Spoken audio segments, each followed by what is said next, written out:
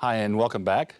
In my last lecture, we talked about the 3 R's, relationships, roles, and rewards. So let's talk a little bit about relationships.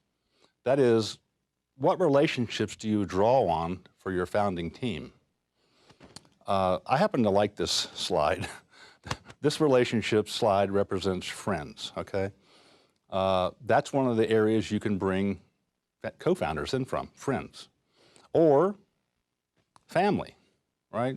Friends and family. Some people co-found companies with their spouses or their brothers or sisters or whatever, okay? But if you don't use friends and you don't use family, then the next logical thing is to bring in a dream team, right? People that you don't know, who have highly skilled capabilities in areas which hopefully you don't, because you want the team to be well-rounded and be able to address all the significant issues of starting and growing a company. So do you bring in a dream team? Now, what do you think is more common? If you had to guess, which choice is more common? Do people found using their group of friends, or do they go find professional founders? You may not be surprised to know that more than half of them are friends and family. That's where they come from. The question then we should ask, or we should at least think about, is which choice is more favorable? Which is a better choice? What's more stable? So let's look at the data, okay? This slide shows the stability of the founding team over time, right? And up the y-axis, we're showing the percentage of founding teams that are still together, and then across the x-axis over how many months. So, of course, when you start the company at month 0, the founding team is 100% together. But as time progresses, you can see these two lines, and the light blue line about month, let's say, 36 or in that range, suddenly diverges and goes south. So more and more of the teams have kind of not stayed together.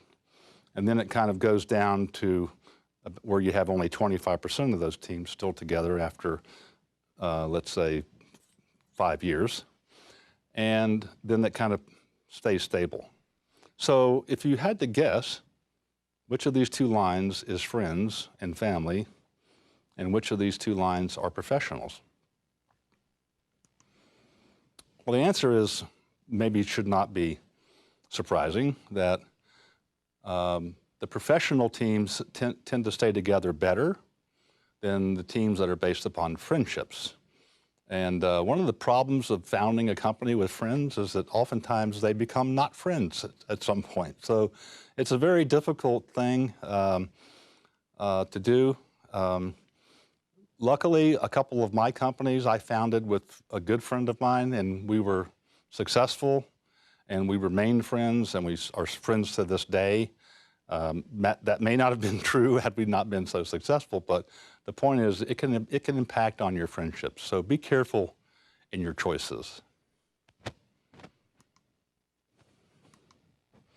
So to summarize this more or less, the most common decisions you make as an entrepreneur when you're first starting out are made, for the most part, without thinking about them too much. I mean, data shows that very clearly.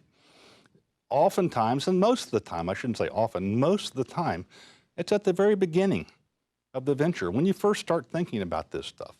And these decisions are the most fraught with peril. You're making them without a lot of thought, without a lot of knowledge, and very early on. So you need to remember these things, and there's things you can do to